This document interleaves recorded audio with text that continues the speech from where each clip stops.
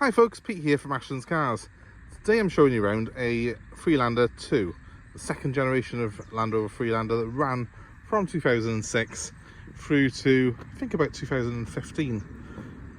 These cars, this is a 57 plate, so it's a late 2007. I really like the Freelander 2, and I think it's a car that sometimes perhaps gets a little bit forgotten about, in a sense, in the Land Rover range, because I think people misconceive that this is a small car or it's not a proper Land Rover, and you couldn't be further from the truth. For a start, yes, it is smaller than a Range Rover Sport or a Discovery. It's meant to sit below those in the range, but this car is actually the same size as the original Range Rover. It's just that the Range Rover's ballooned over the years and got bigger and fatter, and well, this is a nice sizable car really for a family of 5.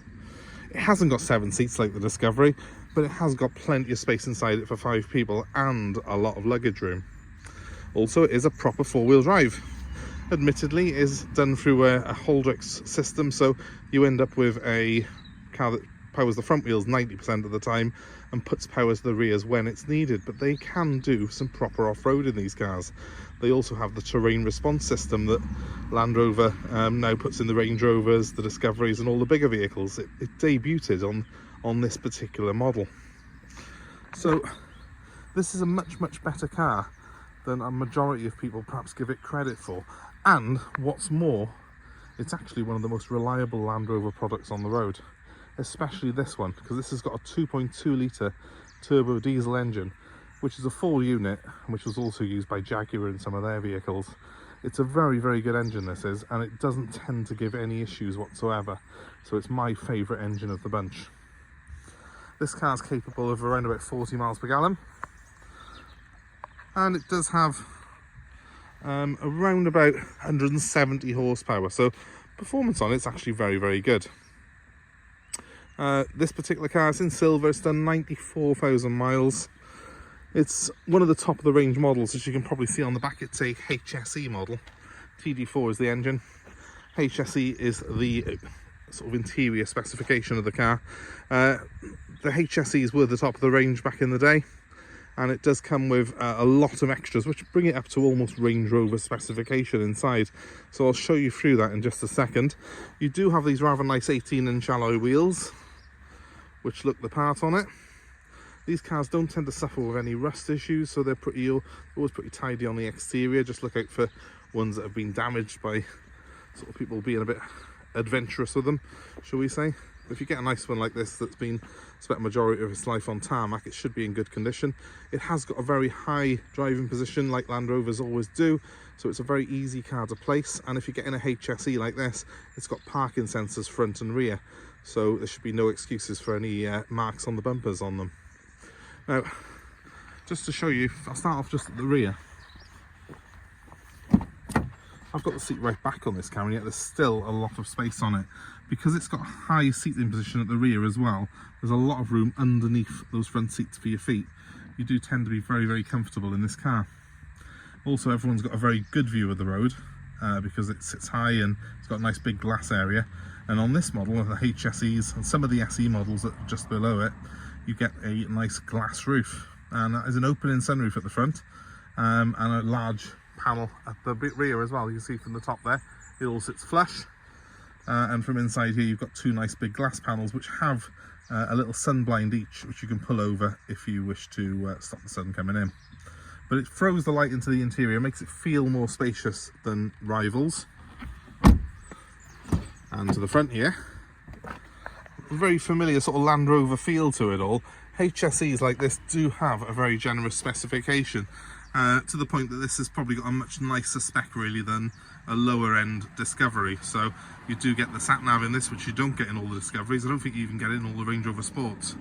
And it also has things like auto lights, auto wipers, and cruise control fitted to it.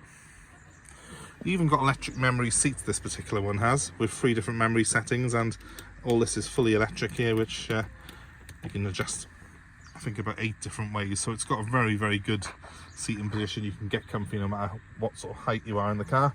It's got an Alpine stereo as well, very good sound on it, great sound quality. It's got a subwoofer in the back, so it gives you nice bass. and of course we've got electric windows front and rear along with electric mirrors. I'll just jump inside, show you a little bit more of the car. Now this is a manual model. These cars came with a 6-speed manual or 6-speed automatic. This is the 6-speed manual. Does give slightly better fuel consumption than its auto cousin. Both gearboxes though are very good, they don't give any real issues. In fact, the automatic is Toyota derived, so that's goes to show the sort of quality that went into this car.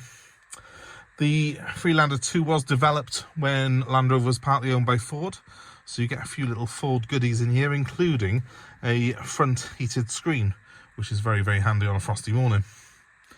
Now I'll start this one up. So the Freelander 2 does come with a push button start and a key that you slot in there.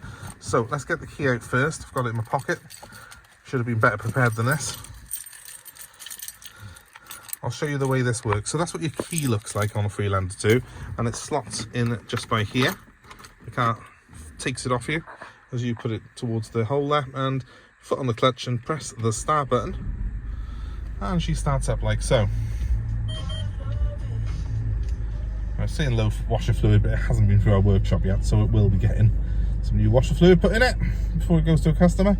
And hopefully you can see there, it's the 94,000 miles this car has. 94,822 is showing on the clock. I'm going to give it a quick rev.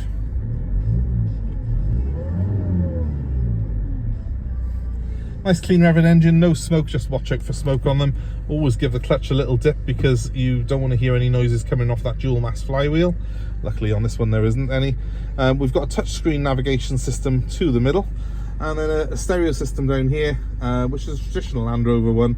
Gives a really good sound. It might look like it's a bit old-fashioned compared to some of the newer cars, but actually it's got an Alpine subwoofer, it's got an Alpine amplifier on it. The sound quality on it's phenomenal.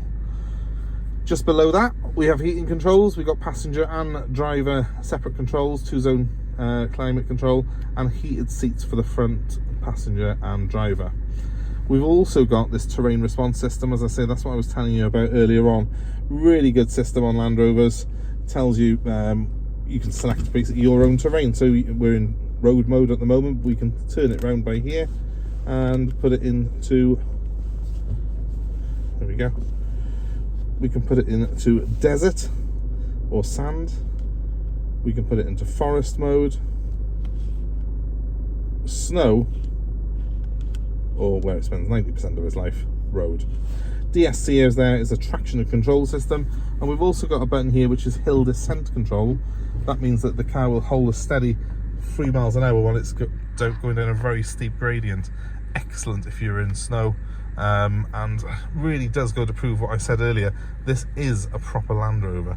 It's a fantastic vehicle off-road, and it won't get you stuck anywhere. Certainly nowhere that the British Isles can throw at it. So while it is smaller than a Discovery, it's just as capable really. And in all honesty, if you do want just a conventional 5-seater family car that's got this sort of command driving position, the Freelander is a lot easier to live with than any Range Rover or Land Rover equivalent. It's a proper durable car. In many ways I prefer this car to the newer Range Rover Evoque, which has sort of taken over its position in the range. That is perhaps a car that's more style than substance, but the Freelander 2 was definitely delivering on the substance side of things. If you're looking at these, my recommendation is go for the highest specification you can go for. If you can get a HSE, it is worth the extra. Not only does it look a little bit nicer with the bigger alloy wheels, the front fog lights and the panoramic roof on it, it also has got those extra creature comforts which makes it feel bang up to date. This car here is 13.5 years old now as we're speaking, but no, it's older than that. What am I talking about? This car's 16.5 years old.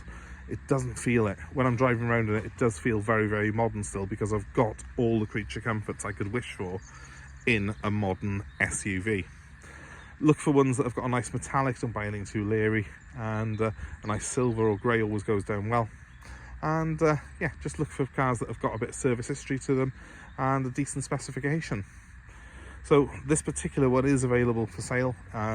We will be putting it through our workshop and having it all inspected, and obviously putting some washer fluid in it by the looks of things at the very least. But if you're interested, please give us a shout. my number is 07932 873 646, and the Freelander is available for nationwide delivery. We're also happy to take your old car in part exchange, so give us a ring, let us know what you got, and I'll work out a price for you. My number one more time is 07932 873 646. And thanks ever so much for watching. If you've come this far, please give us a like, a share, subscribe to our channel, and hit the notifications so you'll be alerted of more cars that we have available for sale, more car buying advice, and hopefully some promotions as we go along the way. But thanks ever so much for watching, guys. I really appreciate your views, and I hope it's been of interest. Hope to see you again very soon. Goodbye for now.